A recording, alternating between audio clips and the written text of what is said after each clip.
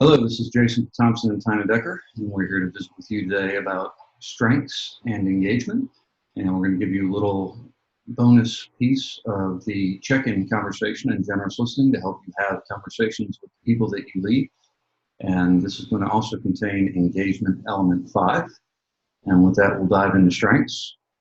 Really what we want to talk to you about today is your progression through the strengths mastery. And by the end of the first quarter, and before we got into this section 2 of strengths-based leadership, it should have be done with steps 1 through 5. In the next 3 months, we'd like you to get done with steps 6 through 10. Those are appreciation and focus and investment. You will find sheets attached to the homework for this month that have got this blown up for you so you can see it in bigger detail and have it to write on or do whatever else you need to do. Appreciation is about recognizing and leveraging the power and opportunities revealed by your talents. And where we want you to be with this is to start to not just know your talents, but to like them and love them so that you see them all the time, you recognize them, and you're happy when they are there. The other piece of this is to let go of what you're not. So stop. If you're getting wrapped around the axle about talents that you don't have or about skills that you weren't naturally born with, let it go. Again, we want to recognize those weaknesses that are relevant, build a safety net around them, and really pour all of our energy into using our talents. And what we've asked you to do in that space is to pick 2 action items and 1 blind spot for a talent each month.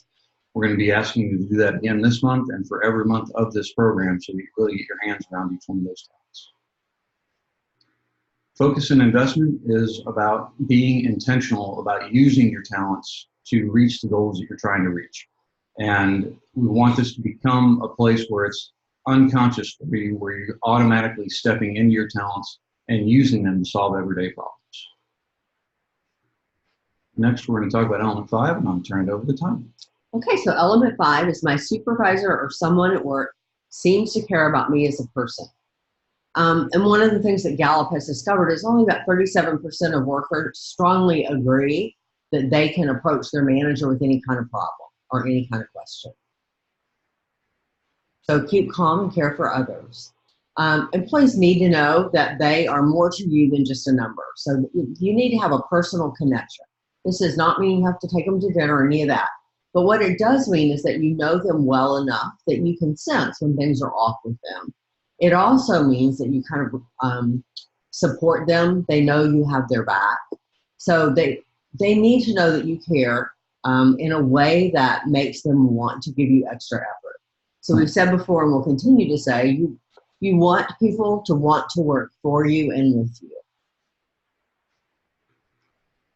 So the most effective managers are aware of employees' needs and manage with each person's individual engagement in mind. So it is not one size fits all. It is about knowing the person as an individual and being able to talk with them about the things that are important to them, what their needs are. So as in everything that we've done for you before, there's kind of 3 aspects of this that I think are super important. So when you think about creating a caring environment, there are several things that are needed. Number 1 is people need to feel valued. So again, they need to feel like they're a valued member of the team as well as a valued individual. It also needs to have a genuine environment. So again, people need to believe that you have their personal interests at heart and that you will help them and work with them so that they can progress and be successful. They also, it also needs to be respectful. So when you think about the environment, is it safe and is it respectful? So do people feel like they can interact with other people and get, kind of an even response? And is there a sense of community in your group? So here are some questions to ask yourself. Do you think your employees believe that you care about them as people? Also, what are you doing to increase your understanding and appreciation of each individual on the team? How do you let team members know that you're there to support them? And what can you do to foster a more caring work environment? So you will see this is a picture of your homework. It's also attached. You'll have one sheet that asks questions and gives you things to listen for, and then you'll have a blank sheet with just the questions that you can copy and use to interview and talk with each of your employees. So we're going to talk about the check-in conversation just a little bit, and we have also posted a link to a video by Marcus Buckingham onto the homework that gives you another just reference point for how to have this conversation. And it's not complicated. It is not time consuming. It's just hopping into your team members' offices on a one-on-one basis and asking them two very simple questions. The first is, what are your top 5 priorities for this week? And the second is, how can I help you succeed in achieving or knocking out those priorities, getting those priorities complete and off your list? It's a great opportunity for you to help focus your team members on what they need to do and what is most important to them, and also convey to them that you're there to support them in their efforts. At the end of the week, you can follow this up with another 5-minute conversation. Hey, these were the 5 priorities you indicated that were on top of your list for the week. How did it go getting those complete? And did anything intervene? Did more priorities step to the front of the line? What do we need to do to be prepared for next week? Again, you can do those 5 minutes at a time with each member on your team and really, really change the dynamic of work in your space. So again, we want those to be at a minimum twice a month. We would prefer for them to be once a week. I'm going to include some examples in the homework that we give you so you can walk through it and read it on a page so you've got a more tactile connection to this process. We also want to talk to you about generous listening. And some of these concepts you're going to hear echoed in the engagement space.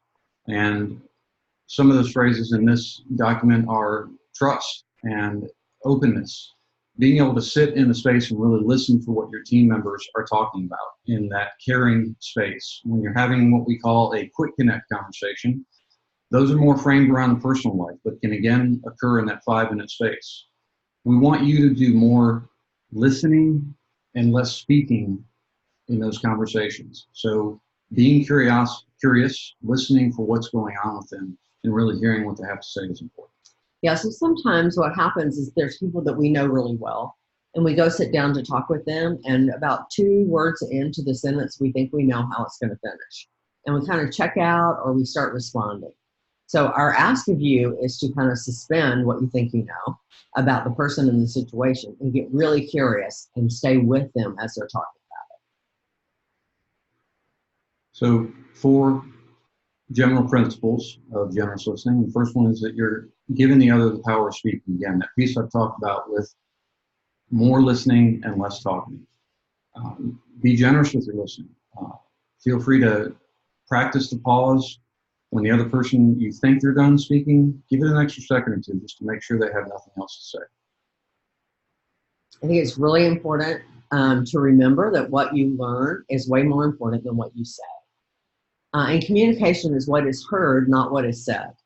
So you want to be sure that your message has landed, but more importantly, you want to be sure that you've heard exactly the intent of what was behind the words that your folks are saying. And there are some great practical steps for completing that 4th step. One of them is to reflect back what you heard the speaker say so that you're sure you're on the same page instead of you just assuming you are based on what was said.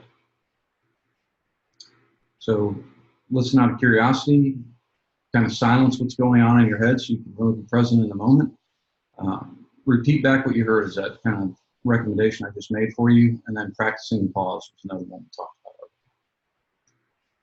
That's all we have for you today. You should be getting your homework in short order, which will have lots of paper attached to it so that you've got some written documents to look at to help you progress through this homework. If you've got any questions, feel free to reach out to us. Our contact information is always available to you, and we hope you have a great month. Thanks. Bye-bye.